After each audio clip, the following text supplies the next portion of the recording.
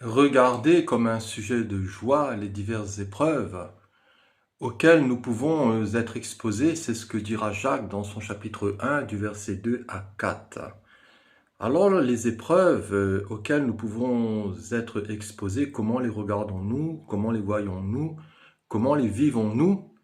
Ces épreuves qui sont des expériences, qui sont aussi des tentations, qu'elles soient intérieures dues au péché qui pourrait guerroyer à l'intérieur de nos corps mortels, ou que ce soit une source aussi extérieure, une séduction. Vous savez, Jésus a été tenté au désert, mais il n'a pas péché. Aussi, il peut secourir tous ceux qui sont tentés, parce que lui-même, voyez-vous, il a pu vaincre pour nous, et nous pouvons vaincre en lui dans les épreuves.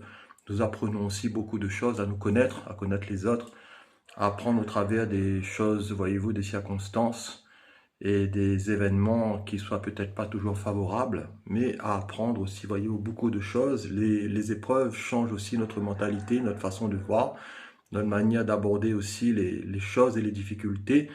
L'épreuve de la foi qui produit aussi la patience, c'est un peu comme Job.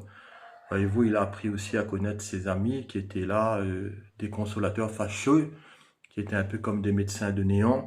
Il a subi toute espèce de pression, d'épreuve, voyez-vous, dans cette maladie terrible, mais le Seigneur l'a fait sortir de cela et lui a donné au-delà de ce qu'il pouvait penser ou espérer.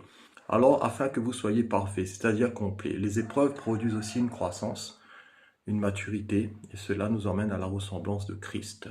Aux Romains, Paul dira bien plus, nous nous glorifions même des afflictions, sachant que l'affliction produit la persévérance, la victoire dans l'épreuve.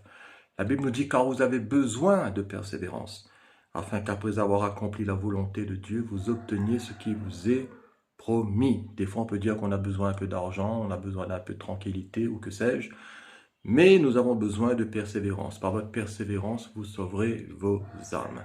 La Bible nous dit, puisque nous sommes aussi environnés d'une si grande nuée de témoins, rejetons tout fardeau et le péché qui nous enveloppe si facilement et courons avec persévérance dans la carrière qui nous est ouverte, ayant les yeux fixés sur Jésus, lui le chef et le consommateur de la foi. Gardons cette parole qui est aussi une parole de persévérance et le Seigneur nous fera voir aussi son salut. Voilà, soyez bénis et à la prochaine, Dieu voulant.